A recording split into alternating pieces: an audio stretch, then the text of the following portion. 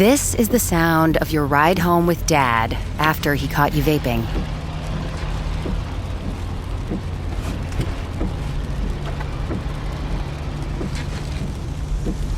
Awkward, isn't it? Most vapes contain seriously addictive levels of nicotine and disappointment. Know the real cost of vapes. Brought to you by the FDA. How would you like a 15% discount to my daily email, the stack of stuff, the show notes, discounts to the conference, all of that? All you need to do is text the word show to 33777. You'll get the annual subscription with a 15% discount to my daily email. You'll get the stack of stuff, the links to the show notes, discounts to the conference, and so much more. All you have to do is text the word show, SHOW, to 33777. Text show to 33777.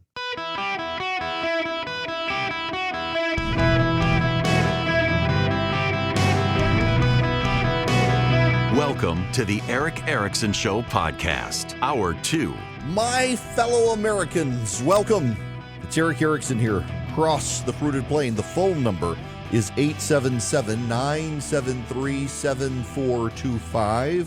Text Eric, E-R-I-C-K, to 33777 if you would like to follow the live stream, the podcast, get the show notes, whatever you need. You can find it there. Really, really delighted to have you with me. So we gotta talk about the difficult subject. I want to explain to you. Well, I want to use logic and reason. We don't use logic and reason enough around here, and I realize that it's in this day and age, people are very emotional and make a lot of emotional arguments. And in making those emotional arguments, sometimes they miss some very thoughtful points.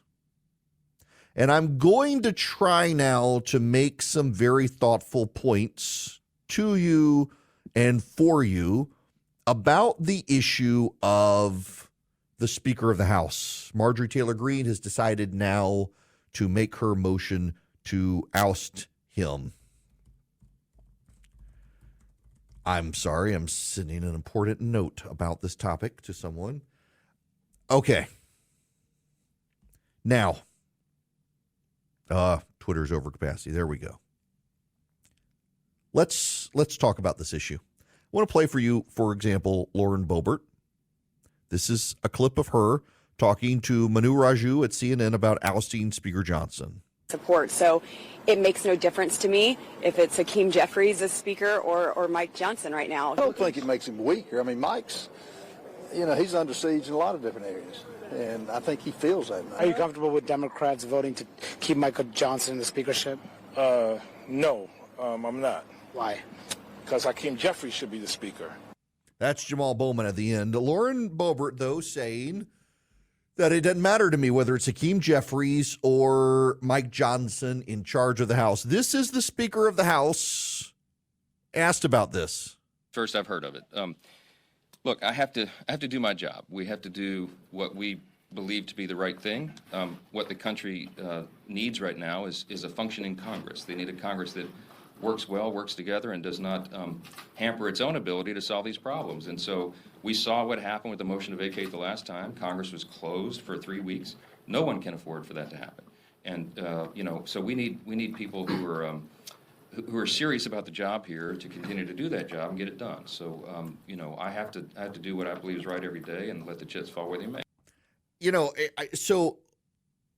I suspect a lot of you take Marjorie Taylor Greene and Lauren Boebert's position that it doesn't matter who's in charge, the Democrats are winning, so why bother? But that's an emotional reaction to you didn't like the Ukraine funding, or you wanted something with the border and you didn't get it. You don't always get your way. Let me just try to reasonably explain why you don't want this to succeed. The Republicans right now have a one-seat majority. You can say that the Democrats are winning, but you forgot about the discharge petition. You don't know what the discharge petition is, do you? So the Senate Ukraine package was bigger than what ultimately got done, and it didn't have the ban on TikTok in it. And in the House of Representatives, if 218 members sign a discharge petition on legislation that's come over from the Senate or their own legislation, it goes to the floor of the House. And the votes were there for the Senate bailout of Ukraine. And so Mike Johnson forced his package through, which didn't spend as much, and also banned TikTok. And he got his passed. So they didn't spend as much as otherwise would have been spent. You missed that side of the argument because nobody pointed that out to you, that there were votes for the discharge position and it was going to pass. They had 218 votes. And Mike Johnson, as Speaker, does not have the power to stop a discharge petition. So it would have happened. So, yeah, you didn't get what you wanted, but what Mike Johnson allowed was actually less than what would have happened had he not intervened. But wait, there's more. What's the thing you guys always complain about with the Democrats versus the Republicans? You always say the Democrats fall in line and get stuff done. And Republicans are like herding cats. It's impossible. They never get along. Well, this is part of the difference. Democrats value the collective. Republicans value the individual. So Republicans have the Freedom Caucus, and they have the Republican Study Committee, and they have the Main Street Coalition. They have varieties of groups of moderate, liberal, and conservative, and very conservative Republicans. The Democrats have progressive groups, and they have the problem solvers, moderate Democrats. But at the end of the day, they all come together to advance and get a couple of inches, where Republicans tend to only want miles. If they can't get a mile, screw it, we're not going to do anything. So the Democrats collectively are more competent and able to get stuff done in the House, typically because they recognize we can get 3 inches even though we wanted a mile, whereas Republicans, they want a mile, and when they can't get it, they say, well, screw it, we're doing nothing. And then they bicker and fight with each other. So the Democrats would be more effective if Hakeem Jeffries became Speaker because they have something you've all missed. Marjorie Taylor Greene has forgotten about it. Lauren Boebert has forgotten about it. Matt Gaetz has forgotten about it. Reconciliation. Because of a divided Congress, Democrats haven't been able to use reconciliation this year.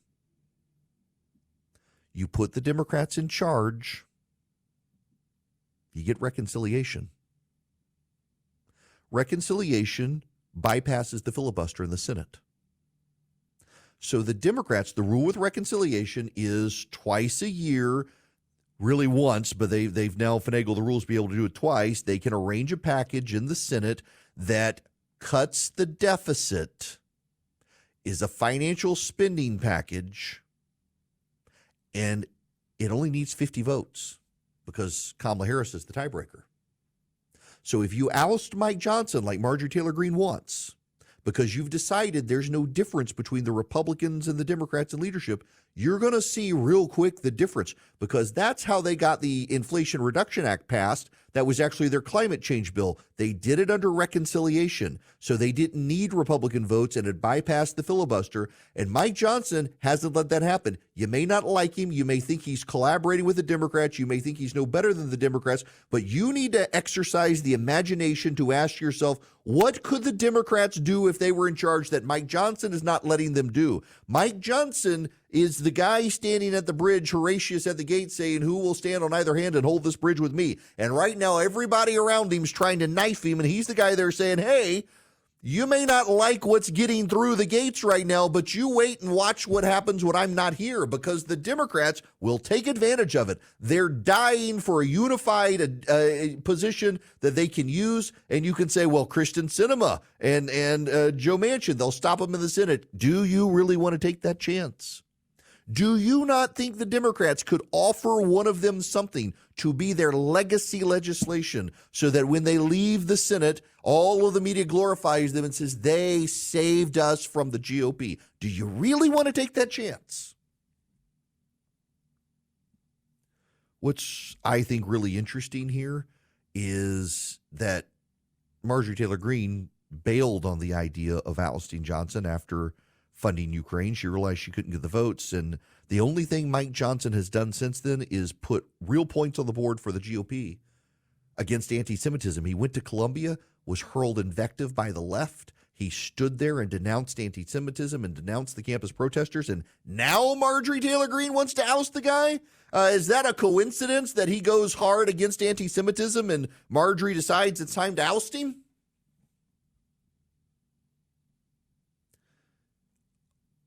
We live in a postmodern era. where people put their emotion above reason.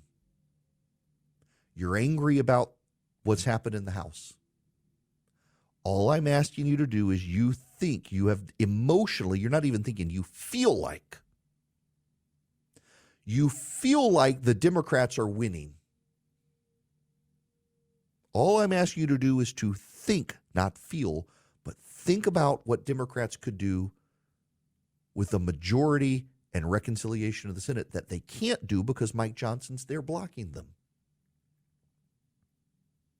You feel like Mike Johnson should have opposed funding Ukraine, but you didn't even think about the discharge petition that the Democrats could have used to give Ukraine even more money.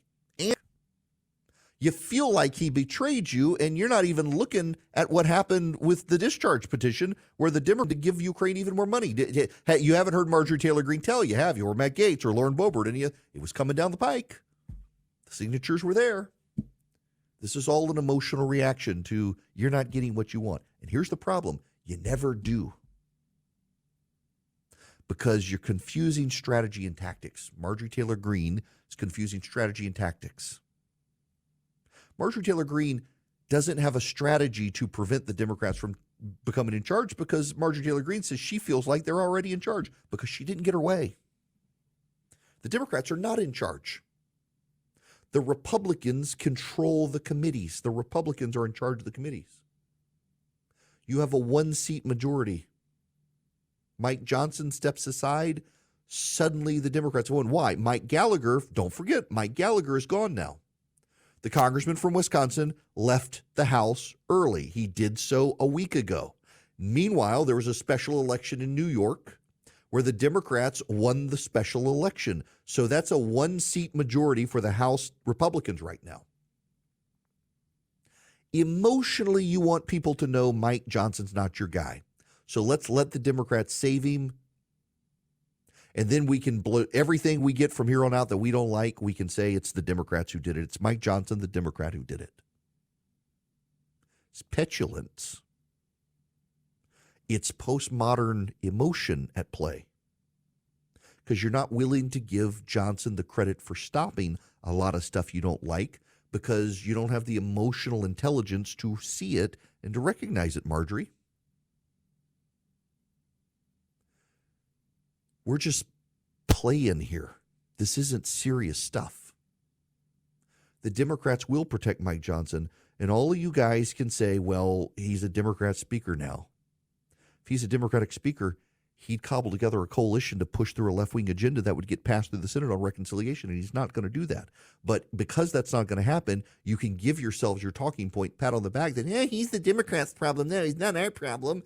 Except he's saving you from a lot of stuff, and you don't want to give him credit because you're emotional children, Marjorie and Lauren and the rest of you doing this. You don't have the intellectual power to imagine how bad it would actually be.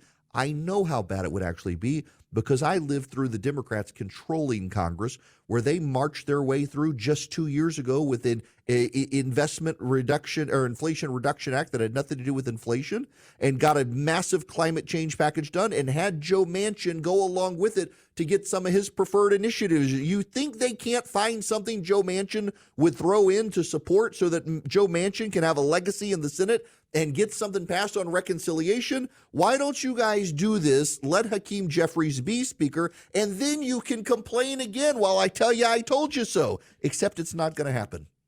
It's not going to happen because a majority of the Republicans and a majority of the Democrats are going to save Mike Johnson because nobody wants the chaos. So y'all can bellyache about it while actually you're being saved. It's like the kid who wants to jump off the cliff and his parents don't let him, and he complains that the parents didn't let him jump off the cliff because what might have been. Well, we know what would have happened had he jumped off the cliff. He would have died. But he thinks it would have been grand and glorious. He could have flown. And parents, of course, aren't going to let him jump off the cliff and fall to his death. And so he's going to have the what if I did. I just might could have flown, Mom and Dad. Well, thank God they didn't save his life, even if they probably want to throw him off the cliff. Sometimes conservatives can be their own worst enemies on this stuff. You get rid of Mike Johnson. You open the door to real Democratic control. You can convince yourself there's no difference between what's happening now and what would be happening then, but you all really know, not feel, but know that's not true because the Democrats are so much better at herding cats than the Republicans. Your problem right now is we lost a lot of elections we could have won because we had crap candidates, so we don't have a big majority. And now you want to sacrifice the majority for a minority and give Democrats the ability to set an agenda they can't now set. That's insanity. It's irresponsible, and thank God it's going to lose. This episode is brought to you by Amazon. The holidays are here, and you know what that means. It's time to get your friends and family the gifts they deserve. Take the stress out of shopping with Amazon's great deals and low prices on a huge range of items from toys to tech and much more. Whoever you're gifting for, Amazon has great prices on everything you need this holiday season. Shop Amazon for all your gifting needs. Greetings, welcome. It is Eric Erickson. The phone number is 877-973-7425. Very happy to have you on the program. Y'all, the grift in the environmentalist, my buddy Ryan just sent me this. This is hilarious. For $300, you can participate in a 5-week seminar, an online 5-week seminar with Jane Fonda about embracing our emergency. With Embracing Our Emergency, we offer you the opportunity to join a new cadre of regenerative leaders. A new cadre of regenerative leaders, Jane Fonda is like Methuselah. Over 5 weeks, you will learn from legendary movement builders and courageous thinkers. You will reach a deeper understanding of the current state of the earth and the global climate justice movement. You will access the practical tools, resources, networks, and visionary ideas you need to make productive, positive changes right now in your life and community with special guest Jane Fonda and Michael Mann. $300 for a 5-week online seminar on how to be a climate emergency nut. I wonder if they're going to talk to you about the best super gluing techniques to glue your butt to the asphalt. Good Lord, these people. Wow, but somebody's making good money off of this. Who are the nutters who are going to sign up? 5 weeks online. Who wants to sit through that? Answer: unemployed progressives living in their parents' basement. Goodness gracious, the stuff people put up with. Now, I got to tell you about Swiss America. And they really want to help you protect your hard-earned assets right now, particularly with all the bank troubles that are out there. What I find fascinating is the number of places I go into now where they don't take cash. Now, some of you think that's against the law, and it's not. They can make you use plastic. But what's happening here is a lot of banks are then looking at what you're buying, and they might deny the purchase. If you go to a gun store or something like that, they don't want you using cash. Of course, the government incentivizes this so they can develop your social credit score and whatnot. Swiss America wants to teach you how to protect your hard-earned assets now, and get their copy of their free report, Secret War on Cash. It is free. All you do is mention my name, Eric Erickson, when you call or text 800-289-2646. 800-289-2646. The All-Out War on Cash includes digital forms of currency. I'm telling you, the government and corporations collaborating together to control what you spend and what you spend. The Secret War on Cash report is free.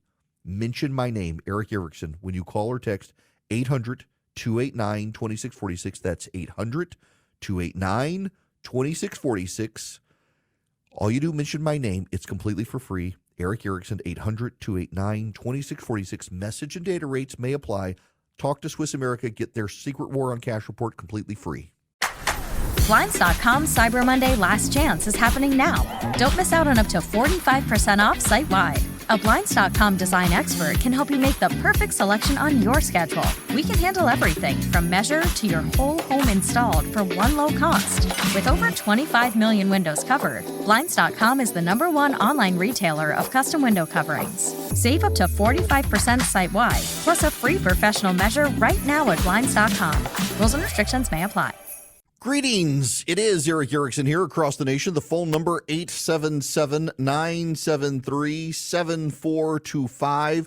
should you wish to be on the program, I got to play for you a piece of audio.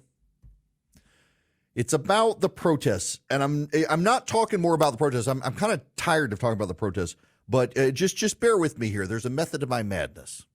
I want to play for you. This is Senator Tim Scott. He was on Fox News talking about the protests. He's talking about America's future. He's talking about making sure that every single American gets to live their version of the American dream. He's talking about the fact that the liberal elite and the Democrats are coming after him because he's standing in the gap for everyday patriots. There's no better contrast between Dearborn, Michigan, and the rest of the state where you see the patriot lovers coming out for Donald Trump. And then you have the oppressors, the Injustice League, standing in solidarity behind Joe Biden, and anti-Semites and sympathizers are rallying around Democrats. I'm just going to be very honest with you. If I could pick Donald Trump's vice presidential candidate for him, it would be Tim Scott. Having Tim Scott debate Kamala Harris would be like having Albert Einstein debate the dumbest person on the planet. I guess having Albert Einstein debate Joe Biden. It would be a remarkable thing, and Tim Scott can articulate a vision of the country that is pro-America, and they have a real hard time attacking the descendant of slaves. They would, and it would drive them crazy, and frankly, I think the Democrats would overplay their hand. Donald Trump gave an interview to Time. I want to read for you part of this. You've spoken, this is Time's question, you've spoken a lot about wokeism on college campuses. Polls show a majority of your supporters have expressed the belief that anti-white racism now represents a greater problem in the country than anti-black racism. Do you agree? Trump's reply: oh, I think there's a lot to be said about that. If you look at the Biden administration, they're sort of against anybody depending on certain views. They're against Catholics. They're against a lot of different people. They actually don't even know what they're against. They're just against a lot. But no, I think there's a definite anti-white feeling in this country, and that can't be allowed either. How would you address it as president, they ask. I don't think it would be a very tough thing to address, frankly, but I think the laws are very unfair now, and education is being very unfair. It's being stifled. I don't think it's going to be a big problem at all, but if you look right now, there's absolutely a bias against whites, and that's a problem. Now, Whoopi Goldberg on The View went nuts, as have others. She attacked him. How dare you? No one in your family's been hung. It's actually hanged Whoopi, but that's okay.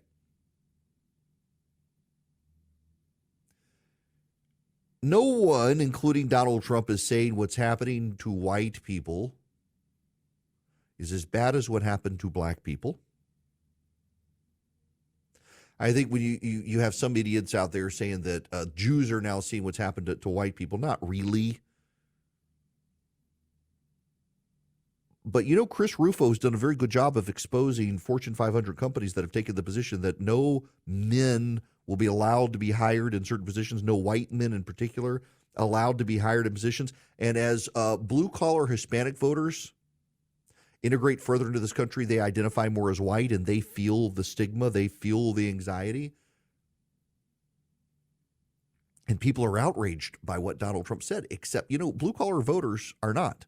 It's a privileged elite who are really, really worked up about it, almost singularly, with the exception of some like Whoopi Goldberg.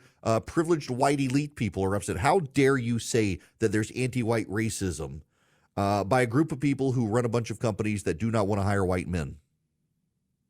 It's funny that this comes out. Just as an aside, I subscribe to some business publications. And I'm not going to give the name because this isn't intended to shame the business publication. But there are business publications out there I subscribe to, get news from, and they always have these sections about people on the move.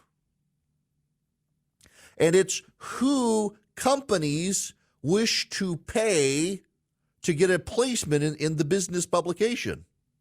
So this is it. So let me just run through the list. There's a white dude, black woman, black man, White man, white man, white woman, white man, white woman, white woman. Next page, white woman, white man, white woman, white man, white man, white man, white woman, black man, Asian man, white man, white woman, white woman, white woman, black woman, Asian woman, white woman, white woman, white woman, white woman. Next page, white woman, black woman, black woman, black woman, white woman, Asian woman, black man, Asian man, white man. There's another white man. No, this isn't just these are who the companies wish to pay to put the spotlight on it, and how often it is the number of women who the companies want to highlight. They don't want to highlight them, and they don't want people to know that the white men work there. This isn't about white and black or really what Donald Trump said, though. It's about the reaction to it, and it's been an unhinged reaction from the left. Think about Tim Scott when he went on The View. He was willing to go on The View. Had Sonny Huston there, racist that she is, nearly crying in his defense of the American dream and how actually black people have progressed in this country. I mean, you got these people, this privileged black woman who's very wealthy in New York claiming that black people haven't actually advanced in this country. It's absurd. The real reason I really like Tim Scott is he's not afraid to take on these issues, but also do so with a smile on his face. It's a good contrast. It makes sense that somebody like Scott would be a VP for Trump. He's a profoundly good Christian man with a great, great sense of humor, a great love of country, and he understands the sins of this country and also grace. But the larger issue here is that Donald Trump is tied up in court. Donald Trump in court every day, the judge forcing him to be there. And every day they're dragging Donald Trump through the mud. And what's so interesting to me is when you follow along with the logic of the case and the legal positioning of the case, so much of what is being allowed in for the prosecution by the judge has nothing to do with the case. They're trying to show a pattern and practice of Donald Trump using the National Enquirer and others to either pay for women's silence or to smear Donald Trump's opponents. That really has nothing to do with the underlying issue of the case, which is, did Donald Trump violate a federal campaign finance law that can then be prosecuted at the state level? Has nothing to do with that. But the media wants the salacious allegation against Donald Trump. And what's happened? What's happened in the process is 57% of Americans, according to Harvard-Harris, now believe Donald Trump is the victim of lawfare. That's what's happened in the case. That's what's happened in the case, is people are suddenly sympathetic to Donald Trump. He looks like a victim. His polling has gone up because the Democrats have decided they can't beat him at the ballot box, so they might as well try to put him in jail. That's what's going on. That is the merits of this case. I continue to believe that the classified documents case has merit. This Alvin Bragg case does not have any merit whatsoever to it. It never has had merit to it. It's only designed to drag out salacious allegations. And here's the thing the Democrats totally seem to forget. We have video of Donald Trump. We have video. It's not audio. It's not AI. It's Donald Trump. He admitted it. He acknowledged it. Donald Trump on video with Billy Bush saying how he could grab a woman by her you-know-what. And he still got elected. Somehow the Democrats have convinced themselves that despite that, if they just rub it in your nose more, you're going to hate him. That's not a strategy to actually prosecute Donald Trump. It's not a strategy to actually destroy Donald Trump. It's a strategy to try to embarrass Donald Trump. And Donald Trump is a man with no shame, whether you want to admit it or not. He doesn't really have a lot of shame. He doesn't care. What he cares about is he's stuck in this courtroom having to pay lawyers to deal with the stuff that everybody already knows by and large. And it's no longer getting the coverage from the media that everyone was expecting. They're not allowing cameras in the courtroom. The first week or so, the first couple of weeks, there was the live TV court appearances, et cetera, et cetera, et cetera. But It keeps Donald Trump off the stage. The gag order and now the punishment related to his violation of the gag order, $9,000 for 9 violations. It shushes Donald Trump. And meanwhile, Joe Biden is on stage. And every time Joe Biden gets on stage, Joe Biden sticks his foot in his mouth. Joe Biden says something stupid. Joe Biden cannot even denounce the anti-Semitism on these college campuses without saying something stupid, like I also denounce the people who don't understand what's going on in the Palestinian territory. The trial has turned up to help Donald Trump. Not only that, I mean, the big premise of the case is Michael Cohen is going to be the star witness against Donald Trump. Michael Cohen's not a credible witness against Donald Trump. And if one person, see, here's the other thing. None of the other trials are going to trial this year. This is the trial this year. And this is why there's so much fury. This is why there's so much rage. This is why there's so much anger by the left, because one person on this jury could cause it to be a hung jury, and it's not going to, it's going to get thrown out. And the Fani Willis case isn't coming to trial this year. The classified documents case isn't coming to trial this year. The Jack Smith case in D.C. isn't coming to trial this year. None of those cases. Those are the big ones. Those are the more credible ones. The only one that's coming to trial this year is the least credible trial. And the Democrats had this all worked out. They weren't going to have to face Donald Trump in the polls. They were going to face him in court. He was going to go to jail, and the Republicans would be out of a nominee. He'd be buried under the jail, and the Democrats could get away with it. It's not working out. The Democrats put Wile E. Coyote in charge of planning campaign 2024, and all he's managed to do is get the Acme 10,000-ton weight to fall on him from a cliff somehow.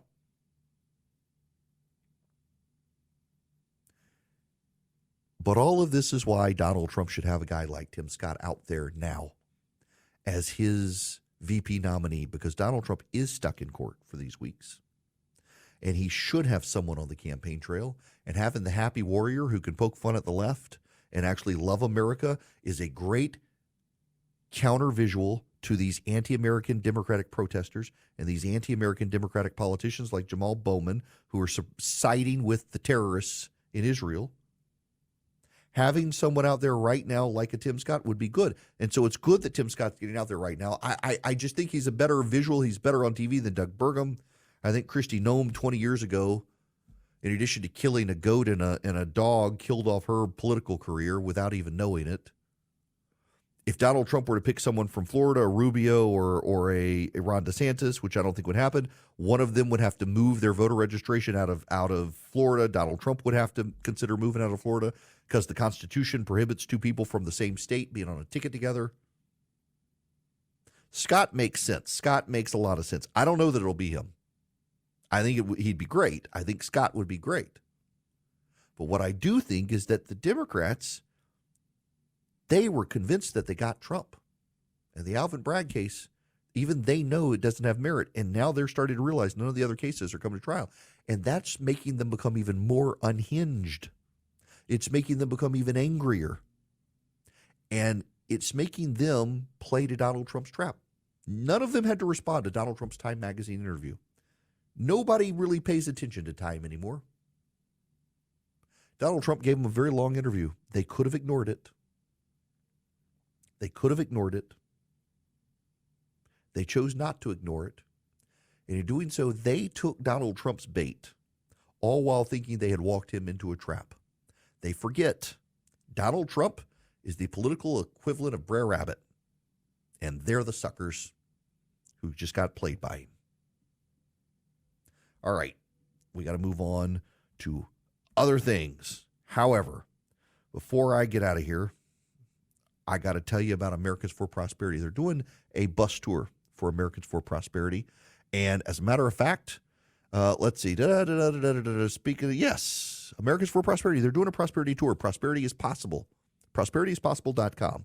Here's the thing, so they bought the Bidenomics website. It's funny. There's a story in USA Today yesterday that the Democrats have decided to abandon Bidenomics as a selling point. Now, why? In large part because Americans for Prosperity bought that website to educate you on what the fallout of Bidenomics is, but also it's just not working for them.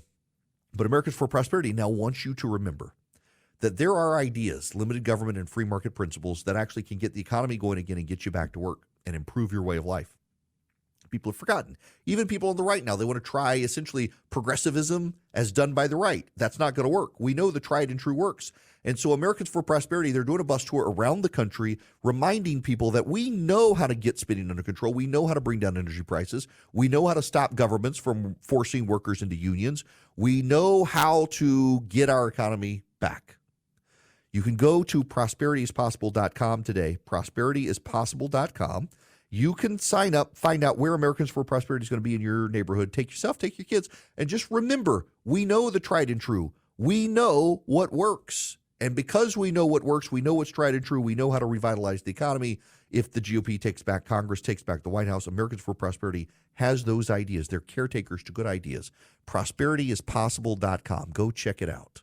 I'm James McComb, reporting live from home in my bathrobe and slippers. Tonight, we're talking Dunkin' Polar Peppermint Coffee. Gene's here with the latest. Gene, do you copy? The home with Dunkin' is where you want to be. Eric Erickson here. The phone number, 877-973-7425, should you wish to be on the program. You know, Gallup says there's one issue that has dominated the polling. A single issue for 3 straight months has been the biggest issue in Gallup's polling. Any idea? A steady 27% of Americans say the most important problem facing the United States is immigration, topping Gallup's open-ended trend for the 3rd consecutive month, the longest stretch for this particular issue in 24 years. The latest results, based on the Gallup survey, as elevated numbers of migrants continue to seek entry at the U.S. southern border, immigration tied with the government as the top issue in December 2023, with the number of migrant encounters at the southern border setting a record. In February, as a bipartisan measure to address the measure failed in the Senate, immigration overtook the government as the nation's biggest problem. Immigration has topped Gallup's most important problems list 4 times since 2000, including at several points in 2014, 2018, and 2019. However, 2024 is the first time immigration has remained the top issue for multiple successive months. So what are the big ones? Well, immigration is a massive one. And then the economy and the government, a lot out there.